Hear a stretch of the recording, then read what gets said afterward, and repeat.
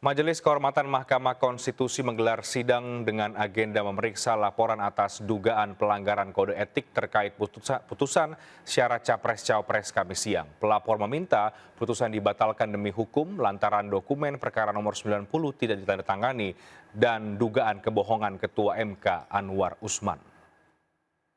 Dan hari online siapa? Kejanggalan demi kejanggalan mulai terkuak atas putusan batas usia minimal calon presiden dan wakil presiden yang diputus oleh Mahkamah Konstitusi. Dalam sidang lanjutan dengan agenda pemeriksaan pelapor terungkap fakta baru terkait putusan MK nomor 90 tahun 2023.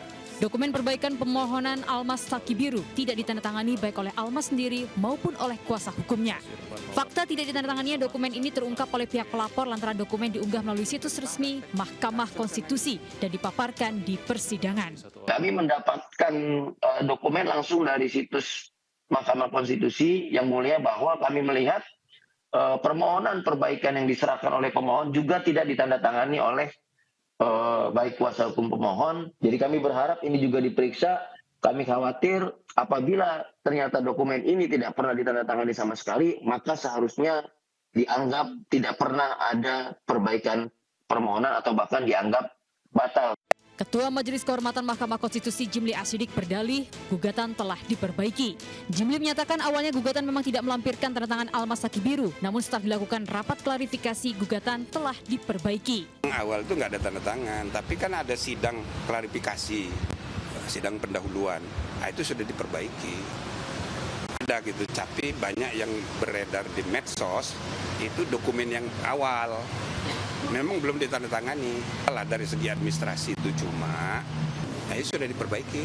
Dalam persidangan sebelumnya, salah satu pelapor menyinggung perilaku Ketua Mahkamah Konstitusi yang diduga berbohong terkait alasan absen ketika memutus perkara syarat usia minimal Capres-Cawapres. Dalam RPH perkara 295155 adalah karena menghindari potensi konflik kepentingan atau konflik of interest.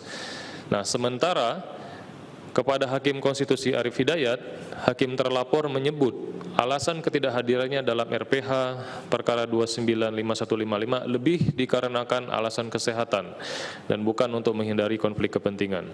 Buntut dari tersebarnya dokumen janggal serta perilaku Ketua MK, #Ketua MK bohong dan gugatan Almas janggal menjadi trending topik di lini masa dan diperbincangkan ribuan warganet. Padahal selama ini Mahkamah Konstitusi dikenal sebagai pionir sekaligus teladan dalam pemeriksaan persidangan yang begitu disiplin, termasuk tertib administratif. Publik kini menanti keputusan Majelis Kehormatan MK yang dibacakan pada 7 November mendatang. Akankah Majelis Kehormatan MK sanggup mengembalikan muruah Mahkamah Konstitusi yang kini terlanjur dikenal sebagai Mahkamah Keluarga? Tim Liputan iNews melaporkan.